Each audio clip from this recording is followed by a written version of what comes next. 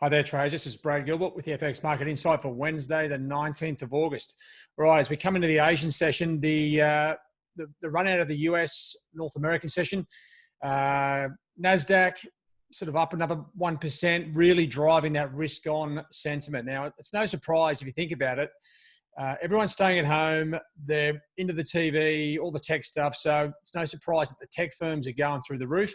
And that's really driving the sentiment here across the board. Now, the dollar, okay, is really taking a nosedive. Let me just come back to that page. The dollar index itself, okay, it's just, to me, has confirmed the downside, right? Now, this is really, it's hard to see on this sort of smaller chart. I'll show you a bigger time frame in just a second.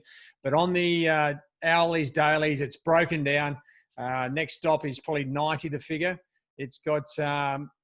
And it's about time. And this is what the US economy needs, is a weaker dollar to really drive, the export-driven market, which they've been out of competition with because of everything else that's going on in all the other countries. So we are seeing all the dollar pairs here, as you can see in red, going down. And the other pairs where the dollar is the terms currency, all going up. Now, that's good market trading conditions. But first thing you need to do is, before you just jump in and start to get involved, you need to work out what is going up and where the levels are and these sorts of things, right? The Aussie, and it's very problematic price action there. That's not easy. If you're looking for a break trade in the Aussie, you probably got kicked in, potentially kicked out before the damn thing got going. Kiwi was a little bit easier, as was Euro, and also Sterling was probably, it's a bit of a line ball there as well. Dollar CAD nicely moving to the downside. And you can see dollar yen, right? So the dollar is acting uniformly. When this happens, it's time to trade and really focus on the opportunities, right? You know, you've been waiting for this for some time. Now, here's the dollar index, right, on a couple of different time frames. I've got the daily line here. You can see the breakdown here through that daily line. There's one last level of support. Comes in around 91.72, I think it is, on the weeklies. If it goes through this level, the dollar should start to free fall, and we'll see all these currencies really rally to the top side. Now, that's pretty positive, right? So let me just bring you back to the daily market insight. I can do a bit more explaining. Now, market conditions, right? First of all, they're pretty good, right? We're seeing good technical trading across the board. There is still that slight risk-on sentiment. And when I show you the news in a second, like one of the headlines, let me just show you this now, comes up with, this doesn't make any sense, like logically. Dollar falls to 27-month lows. US stocks hit record highs, right? There's not, company profits. I mean, I thought most companies were crashing during this pandemic. Doesn't make sense that the equity markets hit all-time highs, but that's something we'll have to deal with as all of this unwinds. Just bringing you back to the daily market insight.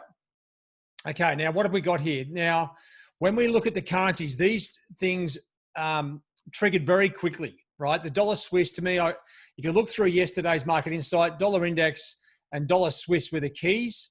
In particular, dollar Swiss was just begging to be sold. The key level's around 90.48. So you're looking to get in, to me, 12 points below that in the 30s and just let it go. So, but from there, what we've seen is a lot of the short-term levels have now triggered long-term levels, and we do have good trading opportunities. Now, just before, once again, you got to understand where to get in, where to get out. Now, if you look at the legend down here, some of these, you can work out which pairs have already left the building, right? And these are the pairs that you're looking to sell back towards on rallies, okay? Sell a rally on dollar index, dollar CAD, and dollar Swiss if you're not into those trades.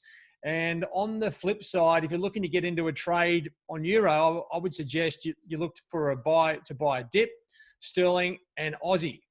Now, there's two pairs here that are slightly different, and that's because they haven't actually triggered the longer term levels here, right? So really, if dollar yen breaks down through 104.57, it's broken all levels and should start to run.